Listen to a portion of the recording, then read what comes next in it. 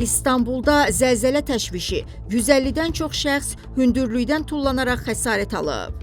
İstanbulda zəlzələ nəticəsində 151 nəfər xəsarət alıb. Report xəbər verir ki, bu barədə hakimiyyət orqanları məlumat yayıb. Bildirilib ki, onlara lazımi tibbi yardım göstərilir. Təşviş nəticəsində hündürlükdən tullanaraq xəsarət alan 151 vətəndaşın müalicəsi davam edir. Onların həyatı üçün heç bir təhlükə yoxdur. İnsan tələfatı və dağıntı qeydə alınmayıb. Fatih bölgəsində tərk edilmiş bina çöküb deyə məlumatda bildirilib. Türkiyə parlamentinin spikeri Numan Kurtulmuş bildirib ki, ölkədə fəaliyyət göstərən qurumlar və vətəndaşlar yeni zəlzələyə hazır olmalıdırlar. Təbii Fəlakət və Fövqəladə Halların İdarə Edilməsi Agentliyindən verilən məlumata görə saat 12:13-də baş verən 3,9 magnitudalı zəlzələdən sonra 3 saat ərzində daha 46 təkan baş verib. 1,6 magnitudalı ən zəif təkan İstanbulun Silivri və Böyükçəkməcə bölgələrində, 6,2 magnitudalı ən güclü təkansa Silivridə qeydə alınıb.